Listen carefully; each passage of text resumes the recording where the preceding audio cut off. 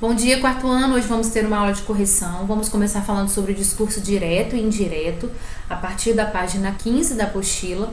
Lembrando que o discurso direto é quando o próprio personagem fala, e o discurso indireto é quando o narrador expressa a fala de um personagem ou o pensamento dele, tá bom? Então, nós temos um trecho aqui do conto Quando Fiz 7 anos, e as palavras presentes nesse trecho são do narrador, tá bom?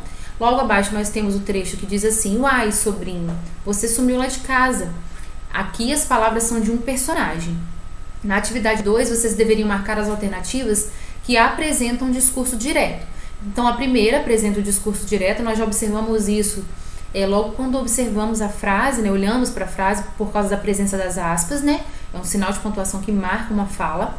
Então, nós temos aí, um presentinho de seu avô, disse ele. Então, um presentinho de seu avô é uma fala do próprio personagem. Ele mesmo está falando, diretamente. E o trechinho disse ele é o narrador. Mas, nessa frase inteira, tem a presença de uma fala direta, que é do próprio personagem. Por isso, vamos marcá-la. A segunda frase não apresenta uma fala do personagem, tá? Não apresenta um discurso direto.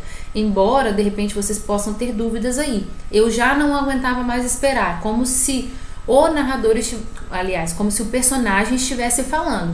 Mas se ele estivesse expressando essa fala, ele estaria falando da seguinte forma: eu não aguento mais esperar. Então ele estaria expressando aquilo que ele estava vivenciando no momento. Então aí nós temos o narrador falando, então nós não vamos marcar. Nas duas frases de baixo, pai, eu disse, olha aqui, o vô me deu um presente. Observem que o personagem ele fala diretamente, então nós temos um discurso direto. E depois, só que essa aqui, disse meu pai, essa aqui não serve para nada. Observem também que nós temos aí duas falas de um personagem, ok? Então vamos marcar. E por último, meu pai passou a ela a bússola. O narrador está dizendo essas palavras, tá? Então nós não vamos marcar essa, ok? Atividade 3, nós fizemos juntos, mas eu vou relembrar vocês aqui. Nós temos esse trecho do conto, né? Pede que vocês pintem as partes que apresentam um discurso indireto, ou seja, quando o narrador está expressando uma fala do personagem. Então, nós temos dois trechos que demonstram isso. O primeiro é disse que não poderia ir e que eu não reparasse. O segundo, pediu que eu esperasse um pouco lá fora. E aí, a atividade B pede que vocês reescrevam um trecho transformando o discurso indireto em discurso direto. Então, aqui era necessário que vocês fizessem com que as palavras fossem transformadas em palavras que o próprio personagem estava dizendo. Então ficou assim: ele me abraçou apertado, mas disse, 2 pontos, lembrando que nós devemos passar para a próxima linha, e vocês poderiam utilizar tanto travessão como as aspas. Quem utilizou o travessão só no início da fala, quem utilizou as aspas pode fazer como eu fiz aí. Não reparem, eu não vou poder ir. Depois na próxima linha, seguindo o trecho. Depois ficou um instante pensativo, coçando o queixo, o rosto quase sempre com a barba por fazer, e então pediu, 2 pontos, indicando que em seguida virá uma fala. Espere um pouco lá fora. Como eu usei aspas no trecho acima, na fala acima, eu utilizei aspas também na fala de baixo, tá? Mas vocês podem usar o travessão, fica a critério de vocês. Atividade 4 pede que vocês transcrevam um trecho do conto que apresenta um verbo de enunciação antes da fala de um personagem. Então, eu separei o seguinte trecho. Ao me ver, ele disse. O verbo de enunciação aí é disse, tá? Que está logo antes dos 2 pontos. E em seguida, após o verbo de enunciação, ou o verbo de elocução, vem uma fala, tá? Uai, sobrinho, você sumiu lá de casa. Seu avô pergunta sempre por você. Eu acho que ele está sentindo a sua falta. Vá lá, tá? Mas tem outras respostas possíveis. Vocês podem ter colocado algumas diferentes. Continuando na página 17, nós vamos trabalhar aqui com as palavras escritas com X. A letra A pede que vocês transcrevam as palavras escritas com a letra X. Então, nós temos 3. Explicava, expressão e deixava. E aí, era necessário que vocês pudessem ler essas palavras em voz alta e observar se o som era o mesmo em todas as palavras. Não, até porque na palavra explicava e expressão, o X tem som de S, mas na palavra deixava, X tem som de CH. Letra C. Assinale os sons representados pela letra X nessas palavras, acabei de dizer, né? Elas representam tanto o som de S como o som de CH. Nós tínhamos um desafio, né? Que vocês deveriam encontrar lá no conto, uma palavra em que o X representasse o som de Z. E aí vocês deveriam escrever o trecho em que essa palavra se encontra. O trecho é o seguinte: sem responder, meu pai continuou examinando o objeto. A palavra, então, do desafio é examinando, mas é necessário escrever o trecho, tá ok? Atividade número 2, da página 18, vocês deveriam indicar o som que a letra X, né, representa em cada palavra. Então, em shampoo, som de CH, exagero, som de Z, aproximar, som de S, reflexo, som de CS ou KS, tanto faz, abacaxi, som de CH, exemplo, som de Z, máximo, som de S, crucifixo, som de CS ou KS, enxurrada, som de CH, exibição, som de Z, excelente, som de S, tóxico, som de KS ou CS, peixe, som de CH, exército, som de Z, exceção, som de S, táxi, som de CS ou KS. Na atividade 3, vocês deveriam sublinhar, né, a palavra intrusa, né, que não representa o mesmo som da letra X em cada grupo. Na letra A palavra intrusa, né, vamos dizer assim, é exame, porque o X aí tem som de Z e nas demais o X tem som de CH. Na letra B, nós temos a palavra enxuto com som de CH, o X com som de CH. Mas nas palavras exemplo, êxito e exílio, o X tem som de Z. Na letra C, a palavra intrusa é lixa, porque o X tem som de CH, e as demais tem som de KS. Letra D, a intrusa é enxugar, porque o X tem som de CH, e nas demais, auxiliar, próximo e máximo, tem som de S, tá bom? Então, aqui na atividade 4, vocês deveriam classificar as palavras de acordo com o som da letra X. Então, no primeiro quadrinho, laranja, X com som de S, nós temos as palavras máximo, próximo e auxílio.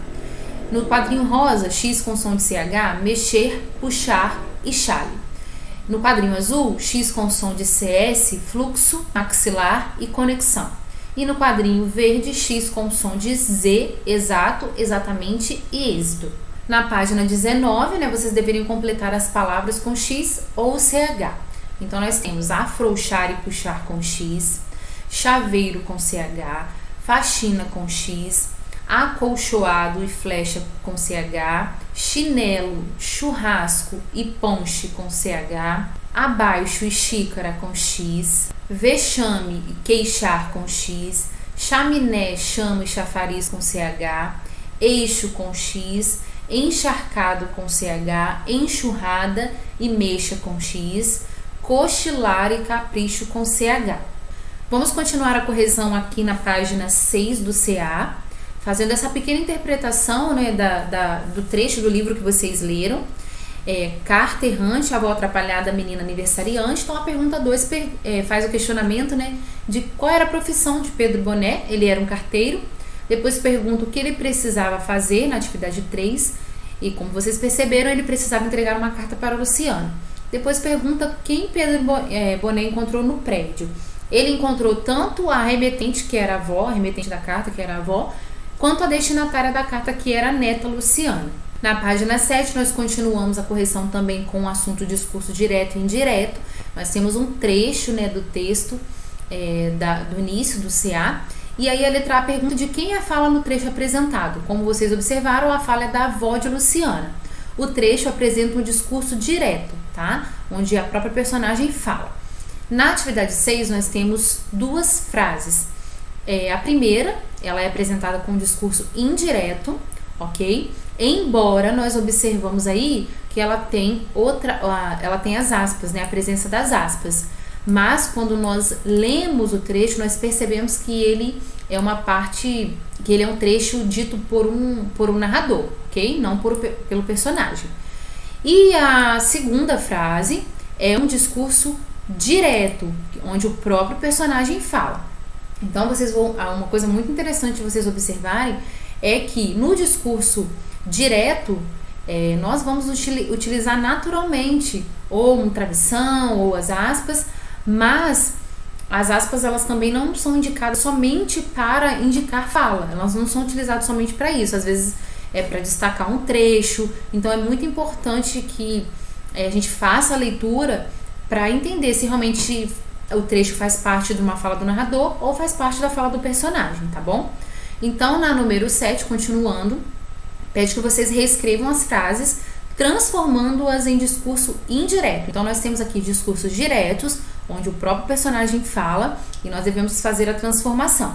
Logicamente, vocês podem ter colocado alguma palavra ou outra diferente da sugestão de resposta que eu vou trazer aqui. Isso não significa que esteja errada a resposta de vocês. Então, vocês vão analisar se a resposta está condizente, se ela está se associando ao que eu disse aqui, tá correta. Faltou uma palavrinha diferente da sua, professora. Coloquei um pouquinho diferente, tudo bem. Se você representou aquilo que estava dito acima, porém numa fala direta, ok, não precisa trocar, tá? Então, na letra A, no discurso indireto, nós temos o seguinte trecho. E o que faz com minha carta na mão? Ainda juntou a senhora. Aí a sugestão é a seguinte: a senhora perguntou o que ele estava fazendo com sua carta na mão. O ele aqui, a gente sabe que que ele está fazendo com a carta na mão porque nós conhecemos a história, tá? Por isso que nós acrescentamos aí o pronome ele, se referindo ao substantivo masculino. Então, nós continuamos na B. Acho que não sabia não, disse Pedro. A sugestão é: Pedro disse que a menina não sabia sobre a chegada da avó. Continuamos na página 8 e aí vocês deveriam observar esse trecho, tá? E completar a frase. Os verbos de locução nesse trecho são disse e perguntavam. Nós fizemos essa juntos também. Observem que eu volto a dizer que aqui vocês poderiam ter confundido. Não é simplesmente nós pegarmos a palavra que vem logo antes dos dois pontos, tá? Porque mutuamente aí não indica, não é uma palavra, não é um verbo, né, que indica, não é um verbo primeiramente e também não indica que logo vem uma fala.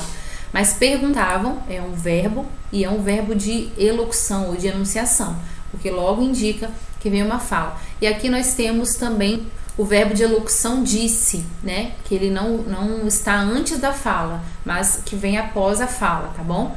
E aí a atividade 9, vocês deveriam completar com o verbo de elocução. Volto a dizer, aqui também tem algumas sugestões de resposta, tá bom? Eu quero café com leite, pediu o cliente. Quantos anos você tem? Perguntou a professora. Por favor, compre esse ingresso, implorou o amigo. Faça logo sua tarefa de casa, exigiu o pai. Vamos jantar fora no sábado? Convidou a avó. Me empresta seu lápis de cor? Suplicou o amigo. Traga-me a chave do carro, ordenou a mãe. Então, dependendo do contexto, a gente pode utilizar diversos verbos de elocução, tá bom? E aqui na atividade 10, vocês precisaram usar o material de apoio, né, para formar o ditado. Identificando também os verbos de elocução. Primeiro, vamos ver como o ditado ficou. A professora pergunta: Joãozinho, arroz é com S ou com Z? Joãozinho responde: aqui na escola eu não sei, mas lá em casa é com feijão. E aí, vocês deveriam anotar os verbos de elocução presentes na piada. Então, os verbos são pergunta e responde. Observem que o primeiro verbo de elocução, pergunta, e logo abaixo vem a fala. E o segundo, responde, logo abaixo vem a fala. Então, nós temos dois verbos de elocução aqui antes das falas, tá bom? Continuamos na próxima página com o assunto sobre a letra X. E aí, vocês vão observar aqui que nesse trecho existem algumas palavras que têm a letra X, né? Vocês deveriam copiá-las. Primeiramente, nós temos aqui as palavras são exatos, faxineiro, sedex e abacaxi. E também vocês deveriam pintá-las, né? Conforme vocês observam na tela. Letra B, a letra X representa o mesmo som em todas as palavras? Não, mas por que não? Porque, exato, nós temos som de Z, faxineiro, som de CH, sedex, som de KS ou CS e abacaxi, som de CH. Então, não é em todas, todos os X aí, né, eles não têm o mesmo som. Letra C, em quais palavras a letra X representa o mesmo som de CH? Como em guichê. Então, são as palavras faxineiro e abacaxi. Aqui, a letra X, tanto em uma como em outra palavra, tem som de CH. Número 12. Indique como você representaria o som da letra X em sedex.